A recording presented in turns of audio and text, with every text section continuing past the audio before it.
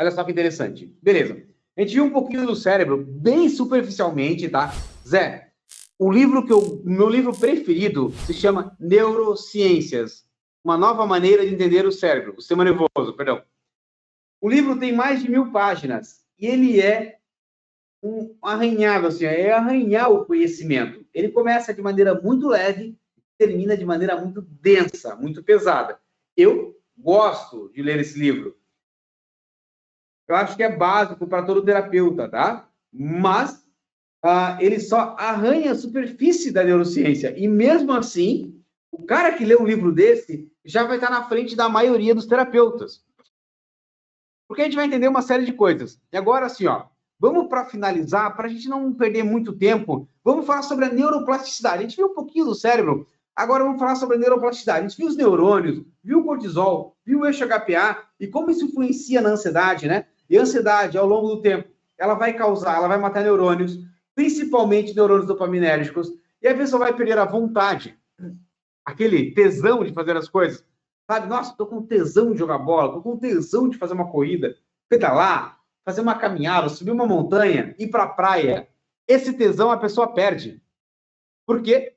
Porque ela sente prazer em fazer essas coisas, mas ela não sente mais vontade, porque a ansiedade, cortisol em excesso, matou neurônios dopaminérgicos. E a pessoa não tem mais motivação para fazer aquilo. Se você pegar a pessoa e arrastar ela para ir, ela faz. Mas ela sozinha não faz mais, ela vai ficar muito relutante em fazer alguma coisa. Porque ela já desenvolveu anedonia. E aqui ela já abriu um quadro de depressão que começou com ansiedade. E a gente aprende, né? A gente começa a estudar a terapia, né? Mas ansiedade é excesso de futuro, depressão é excesso de passado. A gente poderia resumir dessa forma? Sim. Mas a ansiedade, que te faz prever um monte de possibilidades de futuros que não vão acontecer, ela vai te causar depressão com o tempo.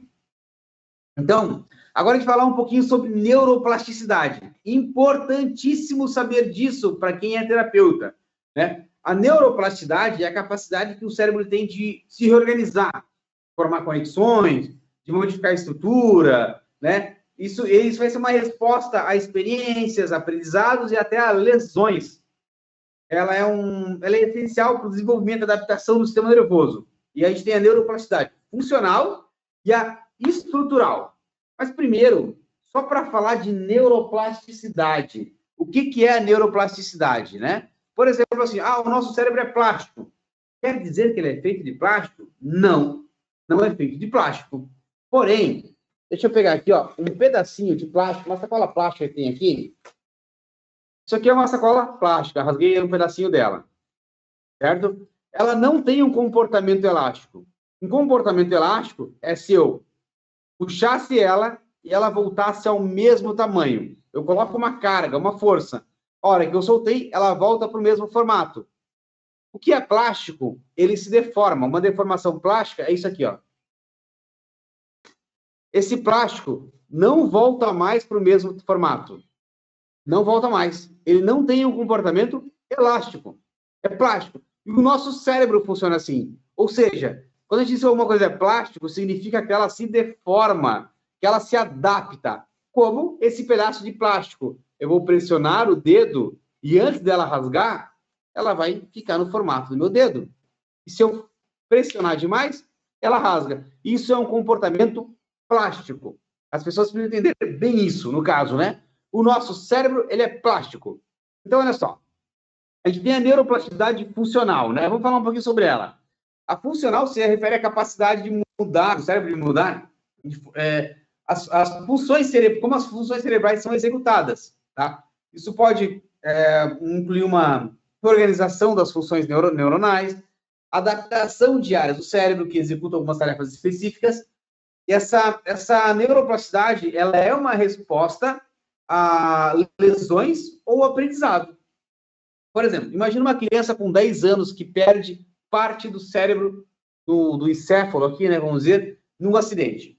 Ele perdeu parte do encéfalo, a gente não viu essa parte, mas tem aula na SOC que vai ver isso, né? As partes do encéfalo, o córtex, a parte, o tronco, né? O tronco encefálico, que é a parte mais primitiva, que regula as nossas vísceras. Por exemplo, eu tenho a veia basilar, a artéria basilar, que leva sangue para o cérebro, irriga o cérebro.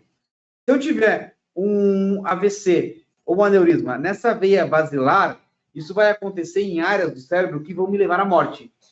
Por outro lado, se eu tiver um aneurisma ou um AVC numa região mais superficial do cérebro, no córtex, eu vou perder o movimento, eu vou perder capacidade de fala, eu vou perder capacidade de memória, mas a chance de sobrevivência é muito grande, porque é uma área que vai controlar o movimento fino, talvez eu não vou conseguir mais fazer esse movimento, talvez eu não vou conseguir falar direito, não vou conseguir lembrar das coisas, mas não é uma área que controla as minhas vísceras. Eu não preciso, né, meu cérebro sabe como fazer o coração bater, como respirar. Se tiver uma lesão ali, é fatal. Mas se tiver uma lesão, por exemplo, no córtex, uma criança com 10 anos, aos 20 anos, normalmente o cérebro se adaptou e outras partes do cérebro vão se adaptar para substituir aquela parte faltante. No adulto, isso é mais difícil. Todo mundo já estudou neurociência, já ouviu falar dos Finas Gage.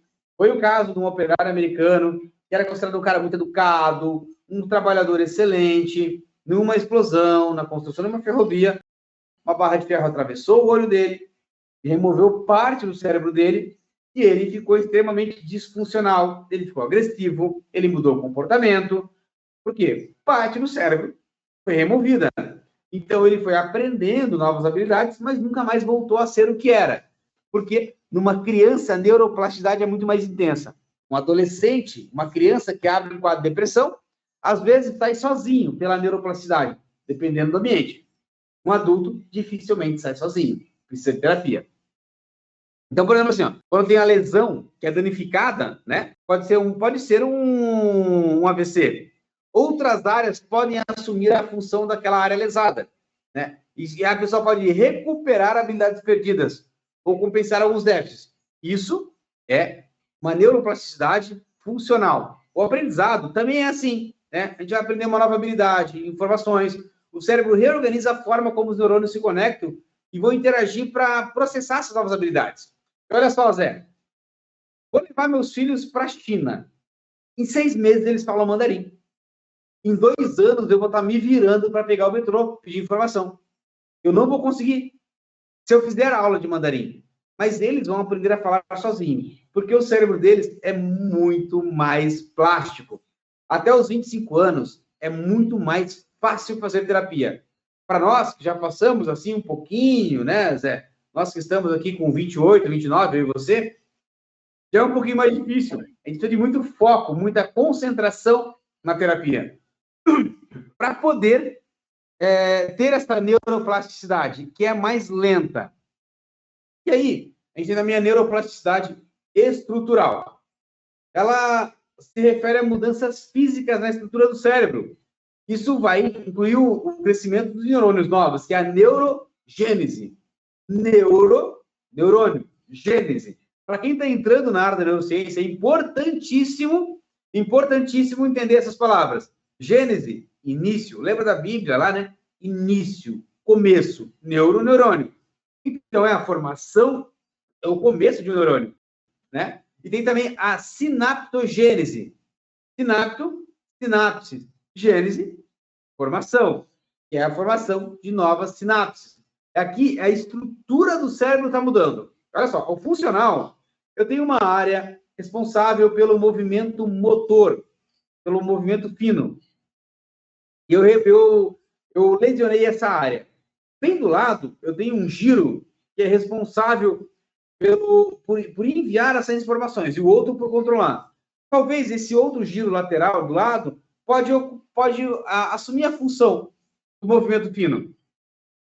Né? Então, aqui não está mudando a estrutura. Eu tive uma lesão e uma outra estrutura assumiu aquela função. Na neuroplasticidade estrutural, eu estou mudando a estrutura do cérebro. Novos neurônios, novas sinapses, né? E essas alterações, e as alterações das conexões existentes. E aqui, ó, vamos para a terapia. A pessoa tem uma dificuldade, tem algo do passado dela que incomoda muito. Aí a galera na hipnose, vamos fazer regressão. E a gente fala lá no grupo, né? Regressão Não. Evita fazer regressão. Vamos primeiro modificar a estrutura desse cérebro? Vamos fazer a pessoa lidar com os problemas do dia a dia hoje? Isso vai criar uma neurogênese, uma sinaptogênese, vai mudar a estrutura do cérebro dela, e isso vai mudar a forma como ela interpreta o mundo. E aí, aquele problema que ela tinha lá atrás, que impedia ela de ter uma vida funcional, que ela queria fazer uma regressão para lidar com aquilo, e seria um erro, a gente acaba nem precisando mais voltar lá para trabalhar. Ela entende, ela começa a entender, baseado em novos comportamentos, que vão causar uma neurogênese e uma sinaptogênese, e aí aquilo deixa de incomodar ela, deixa de tirar a funcionalidade da vida dela. Né? Então, essa neuroplasticidade estrutural, ela pode ocorrer com experiências de vida, né, que são experiências significativas, uma nova língua, tocar um instrumento, tudo isso vai fortalecer algumas conexões neuronais existentes e vai criar novas, vai mudar a estrutura. Um estímulo ambiental, né? Um estímulo enriquecido por uma criança, por um adulto, com estimulação cognitiva, estimulação física, isso vai promover essa plasticidade estrutural. Exercício físico, tá? Atividade física, ela é associada ao aumento da neurogênese, especialmente no hipocampo, e o hipocampo faz parte do eixo HPA. Lembra lá, Zé? Eixo HPA, o hipocampo faz parte do eixo HPA, que está associado à ansiedade. Se a gente tiver uma neurogênese, uma formação de novos neurônios acelerada ali, e a atividade física ajuda muito, tá? O hipocampo está ligado à memória, ao aprendizado, tá? Então, olha só, isso vai... A atividade física, a caminhada, aquela caminhada de meia hora, 5 dias por semana, vai melhorar o aprendizado, vai melhorar a memória da pessoa, além de todas as outros benefícios que vai trazer, né? Ou seja, uma atividade física vai causar uma deformação no meu cérebro, no caso aqui, né? Deformação aqui é uma deformação estrutural. Então, assim, ó, é algo muito importante para a gente entender, né? As principais diferenças entre as conexões funcionais e estruturais, né? Ó, funcional, ela vai envolver mudanças na maneira como as tarefas são executadas no cérebro.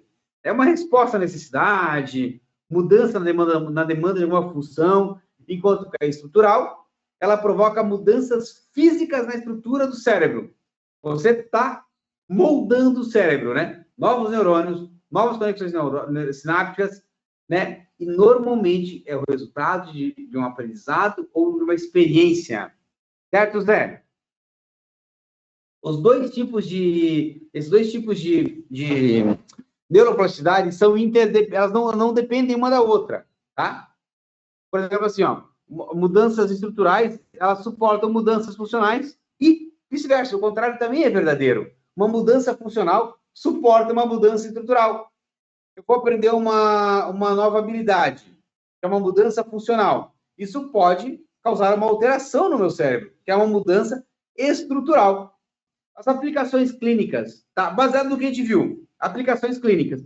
E até alguns dias lá no grupo da Soul, veio essa questão, tá? Uma pessoa falou, ó, meu esposo teve um derrame e ele tá com algumas dificuldades. É possível recuperar? É sim. Porque assim, ó, aplicação clínica da neuroplasticidade, tá? Reabilitação pós-AVC, né? Então, aqui, ó, atividade física, atividades para desenvolver habilidades motoras e cognitivas, jogo de memória, para melhorar, tentar recuperar memórias, né? Para ler, para melhorar, para que aconteça essa mudança estrutural e funcional no cérebro dessa pessoa que teve um AVC, que teve um derrame. E aqui, o que interessa para nós, tá? Muito. Terapia cognitiva. Quando, por exemplo, a terapia cognitivo-comportamental, que eu adoro, sou fãzaço, e é a que eu pratico, tá? A gente tinha evidência que funcionava. Mas a gente não sabia o porquê funcionava. Lá na década de 90, quando começou os exames de imagem, a gente fazia os testes, beleza, tá, beleza, muda. Vamos tentar descobrir o porquê que muda agora. Por que funciona? Por que uma TCC funciona? Aí, a fazer a avaliação, você conseguia, com o exame de imagem, você percebia que o cérebro era plástico, que o cérebro se moldava com terapia. Uma terapia da fala, Zé, faz o cérebro da pessoa se modificar. O que até então a gente achava que precisava de um remédio ou de uma pancada na cabeça, a gente agora sabia que a fala causava isso, né? Então, assim, ó, as intervenções que vão promover um aprendizado, elas vão criar uma formação de novas conexões neurais. Elas podem ser usadas para tratar um transtorno mental, depressão, ansiedade. Vamos lá, vamos usar de exemplo de novo. Eu tenho ansiedade, né? Eu tenho o diagnóstico de autismo, eu tenho transtorno obsessivo compulsivo, eu tenho ansiedade. A luta contra a depressão é constante, mas hoje eu consigo controlar ela, mas de vez em quando dá uma bad ruim, dá um negócio ruim, aquilo volta, até parece como se comporta muito similar ao transtorno afetivo bipolar. Mas no meu caso não é. Também tem essa variação do humor no autismo. Você está bem e de repente você está extremamente desgastado, cansado e não quer ver ninguém. Tá? Então, assim, ó, é possível tratar isso e causar uma deformação plástica, uma transformação do cérebro, com terapia da fala, desenvolvendo atividades. Tá? Aí, por exemplo, olha só, Zé, eu te falei antes de começar, que eu passei os 2 últimos dias dando palestra. Eu estou extremamente cansado, mentalmente cansado. E eu até acabei sendo grosseiro com os meus filhos antes. Mas eles estavam se comportando de maneira natural. Mas eu estava sendo grosseiro pelo cansaço, porque essa é uma característica muito comum do autismo, tá? Eu vou precisar do meu tempo para me regular. Só que eu sei que isso acontece. Então eu tenho que trabalhar, mudar o meu comportamento para que isso aconteça menos ou pare de acontecer. Eu já melhorei bastante. Só que quando eu chamo isso para consciência, eu entendo isso de forma consciente, porque eu sei que o meu cérebro funciona assim, automaticamente o meu córtex pré-frontal entra na jogada e começa a modular a minha amígdala cerebral, o meu estriado, e começam a formar novas sinapses que vão me fazer me comportar melhor quando eu estiver mentalmente desgastado. Eu vou conseguir me controlar cada vez mais. Porém, se eu perder o controle e não quiser recuperá-lo, quanto mais eu fizer isso, quanto mais eu perder o controle, mais eu vou criar uma estrutura cerebral, novos neurônios, que vão fortalecer essa rede neuronal, que vão me deixar cada vez mais irritado, mais nervoso. Tá? Consegue entender, Zé, como é importante a gente entender o funcionamento do cérebro para entender o comportamento? É a lei de Hebb atuando efetivamente. Perfeito, Zé. A lei de Hebb, bicho. E olha só, né? Neurônios que disparam juntos se conectam. E quanto mais a gente faz, mais fácil fica, né? É aquele caminho mais gravado. E quando eu entendo esse comportamento, eu vou usar a lei de Hebb baseado nisso aqui, ó. Eu vou desenvolver um novo comportamento junto com o meu paciente, vou explicar para ele como o cérebro dele funciona, e o paciente gosta de saber disso, Zé. Às vezes eu boto slide e falo, o teu cérebro funciona assim, quando está acontecendo isso, eu sou muito impulsivo. Olha, você é impulsivo porque o teu cérebro está assim, mas agora que a gente sabe o porquê, você não tem mais o direito de ser impulsivo. Você tem que aprender a se controlar, bicho.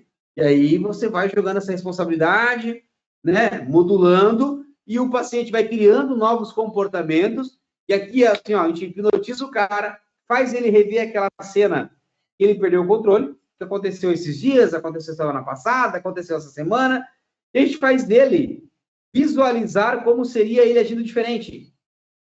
É como fazer ele assistindo, né? Então, você assiste ali, Zé. Pô, aquele dia tu brigou com o colega de trabalho, Zé, ele estava errado? Não, ele não estava. Poxa, Andrei, ele estava querendo me ajudar, cara, ele foi extremamente grosseiro. Pois é, Zé, o que você deveria fazer aqui? Eu acho que eu deveria me comportar assim. E olha só, uma memória de algo que não existe, que está gerando uma neuroplasticidade no teu cérebro, está gerando novas conexões neuronais que vão te dar novas habilidades, tá? Estrutural. Aqui é uma transformação estrutural, que vão te dar novas habilidades, novos comportamentos para lidar com as dificuldades do dia a dia. A gente pode também, tem a estimulação neural através de estimulação transcraniana, né? Ainda tem, não funciona para tudo, para alguns casos, tá, de autismo, né? Vou usar um exemplo aqui, né? pessoas que têm uma condição um pouco mais severa, precisam de um suporte, maior nível de suporte maior, acabam utilizando também a estimulação magnética transcraniana, tá? Pode ajudar em alguns casos, em outros não, cada caso é um caso, mas isso também causa uma neuroplasticidade que pode ajudar a aliviar comportamentos causados por condições neurológicas, né? Então, olha só, Zé, eu gostaria de ficar falando aqui por umas 3 horas, 4 horas seguidas, mas o Zé precisa dormir, as pessoas não vão ficar assistindo tanto tempo. Quem quiser, vai ter muita coisa, tem muita coisa ainda no canal da Soul, né? O pessoal pode procurar. Já falei um pouquinho sobre isso aqui no canal da Soul, tem mais gente falando sobre isso no canal da Soul, muita coisa boa, e a galera que está acompanhando o curso vai poder se aprofundar cada vez mais, né? Então, assim, ó, para encerrar, né, Zé? Cérebro e mente, a gente, no ponto de vista da neurociência, é uma coisa só. O cérebro, ele cria a mente é um subproduto do cérebro. Se eu altero um comportamento, posso estar alterando a mente. Se eu altero a estrutura do meu cérebro, eu vou alterar a mente também, porque a mente surge do cérebro, né? Então, assim, ó, é importantíssimo a gente entender como funciona a neuroplasticidade, qual a diferença entre a funcional e a estrutural, como são esses mecanismos, né? Como isso permite para o cérebro se adaptar e a importância de entender isso e aplicar na terapia. Porque na terapia eu estou conversando com o paciente, mas eu estou olhando, entre aspas, por favor, não olhem o cérebro do paciente de verdade, né? Daqui a pouco vai ter gente abrindo a cabeça aí, mas mandaram olhar o cérebro do paciente? Não! A gente vai olhar, entre aspas, o cérebro do paciente e a gente vai ver como o cérebro está se comportando. E quando eu conheço neurociência, o paciente me descreve a ansiedade, vai me descrevendo o comportamento, eu consigo imaginar o cérebro dele funcionando, visualizar o córtex pré-frontal totalmente disfuncional, hipofuncional, amígdala, estriado, totalmente hiperfuncional, prejudicando demais a qualidade de vida dessa pessoa. Então, quando eu vou fazer terapia, o que eu estou olhando é assim, ó, como eu vou transformar, como eu vou deformar, causar uma neuroplasticidade no cérebro dessa pessoa. Essa, na minha opinião, é a principal função da terapia. Mudar a estrutura do cérebro do paciente. E é isso que eu queria falar hoje, Zé. Bem rápido, bem sucinto, bem superficial, mas para começar é o primeiro pontapé inicial para entrar na neurociência. Perfeito, meu caro Andrei. Muito bom mesmo, muito bom mesmo. Muito bacana mesmo que você trouxe aí pra gente. São os primeiros passos não só na hipnose, como também na neurociência, né? Isso é muito bacana pra gente, tá, Andrei? Muito obrigado mesmo por todas essas informações. Eu que agradeço, e sempre que precisar, e sempre que tiver aí uma oportunidade, tem aqueles temas ali que a gente conversou, né, que a gente ainda vai falar em algum momento, que também são bons, mas tem muita coisa boa para vir, tem muita gente boa para vir aqui, né, Zé? Eu estava falando hoje com algumas pessoas, tá? Quando eu estava dando as palestras, falava, olha, tem o canal da Soul, entra lá, é maravilhoso, você vai aprender sobre terapia. Fui dar palestra para professores, tá? Eu perguntava, quem aqui faz terapia? Ah, precisar, todo mundo precisa. Deveria perguntar quem precisa. Eu falava, eu não estou perguntando quem precisa. Eu estou perguntando quem faz. Quem precisa é todo mundo. Eu falava, vocês são professores. Tem 30 alunos na tua sala. Você precisa manter o teu réu primário. Porque todo dia dá vontade de pegar. Vocês vão dizer assim, eu amo meus alunos, mas de vez em quando dá vontade de... E não dá para controlar, né? Não dá para perder o controle, perdão, né? Então, assim, ó, façam terapia, conheçam o canal da Soul, vai ser bem legal, bem interessante, bem divertido, tem muita coisa boa. Eu hipnotizei eles para mostrar como funciona o cérebro do autista. Isso é magia? Tu é feiticeiro? O que tu faz? Não, isso é uma técnica. Vão lá no canal da Soul e aprendam a fazer exatamente isso. De graça. Qualidade, Zé. E é isso.